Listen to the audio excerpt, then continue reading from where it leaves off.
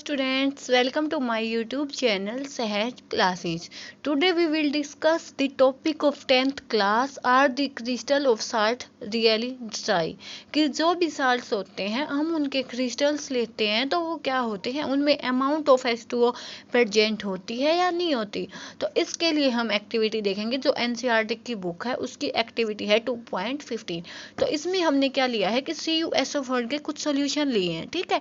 उसके बाद हम क्या लेते हैं, उसको हम हीट करते हैं। तो हमें क्या पता है कि जब CuSO4 का हम एक्वस सॉल्यूशन लेते हैं तो उसका जो कलर होता है ब्लू होता है, लेकिन जब हम इसको हीट देते हैं तो what is the colour of the copper sulphate after heating.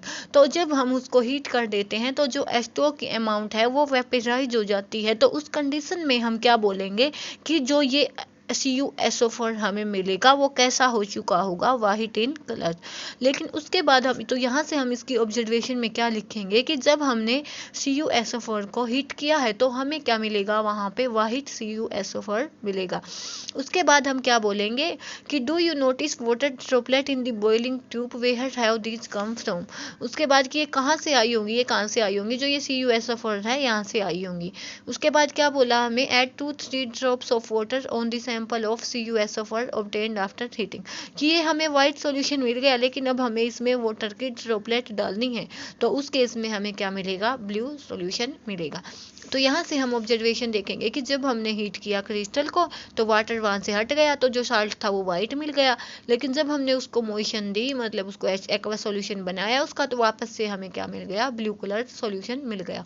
तो यहाँ से हम डेफिनेशन देंगे तो क्या होगा कि water of crystallization is the fixed number of water molecule present in one formula unit of a salt.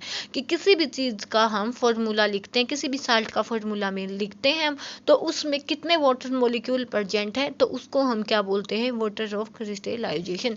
जैसे एग्जांपल से देखें तो हम ये हो गया CuSO4.5H2O, तो यहाँ पे वाटर ऑफ क्रिस्टलाइजेशन कितने हो गए, 5।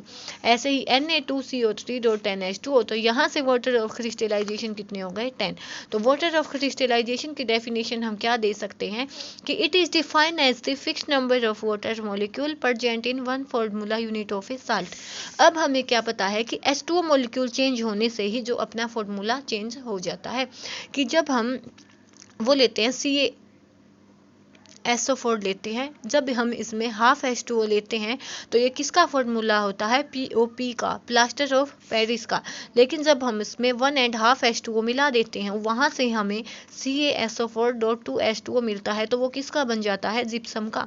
कि एक वाटर के मॉलिक्यूल चेंज होने से भी जो फॉर्मूला है वो चेंज हो जाता है, जो केमिकल है वो चेंज हो जाता है। तो इसमें इसके लिए हम इसकी इक्वेशंस भी देख सकते हैं कि कैसे हम प्लास्टर ऑफ पेरिस से क्या बना सकते हैं।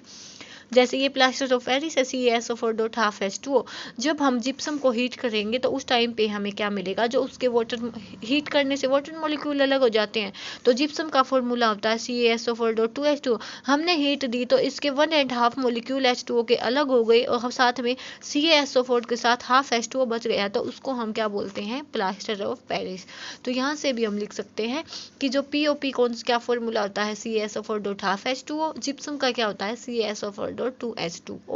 तो ये जो इक्वेशन है आप यहाँ से भी देख सकते हैं।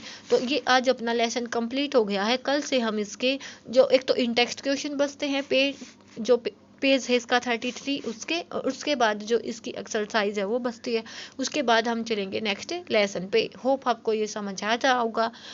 Thanks for watching.